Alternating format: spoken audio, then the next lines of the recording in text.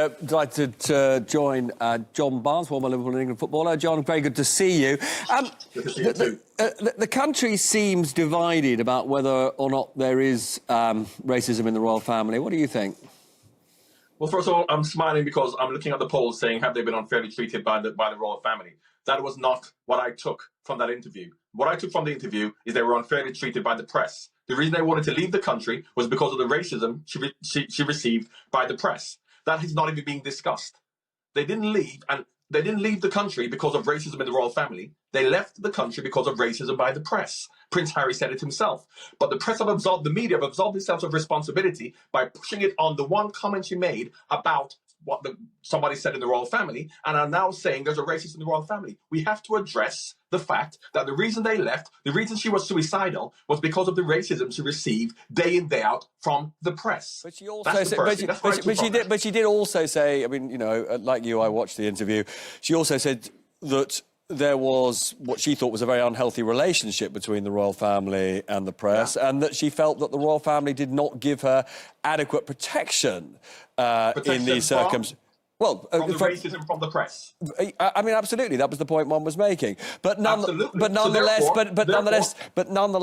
you've got the press on the one side, but you've also got, you know, essentially the head of state and an institution that this couple who felt they had to flee these shores feels, did not treat them in a proper way.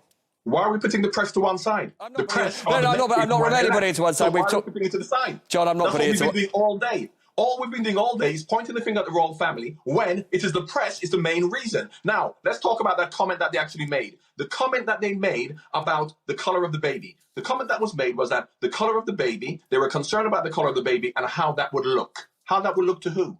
How that would look to the British subjects, because they know that the British subjects would not necessarily like a baby with dark skin. They know that the British public would much prefer a white baby. So why don't we talk about the fact that the British public will be racially biased towards a darker baby? We're not talking about that either. But do you really believe that a majority of the British public? I mean, I find this. I mean, obviously, I like to believe that, you know, within my circle and my friends, nobody would be biased in that way. But you still think we've got a huge amount of work in this country to do on this? You think you speak to black people, they'll tell you something different. And I'll tell you what, no one has picked up on the fact that they have said. Harry himself has also said to protect his family from racism.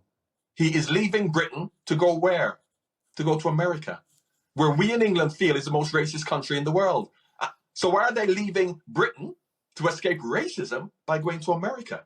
Yeah. When Steve Coogan talked about introspection, we have to be introspective in this country to think, how do we really feel? And if the British public is asked, will you prefer a blonde-haired, blue-eyed baby or a baby with dark skin? We know what the answer will be. So let's not pretend that it's just the royal family who may feel that, well, how are we going to reconcile the fact that the baby may be dark? This is how we all feel, and until we're introspective within ourselves, nothing will change. We'll John, this is an incredibly important conversation.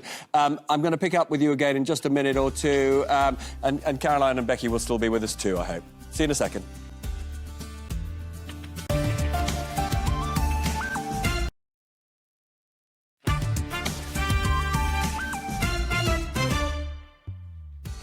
Hello, welcome back. John Barnes is still with me. John, we were just talking about the extent of racism in the UK. You think that it is still a hugely pernicious cancer here. How do we bring about real change?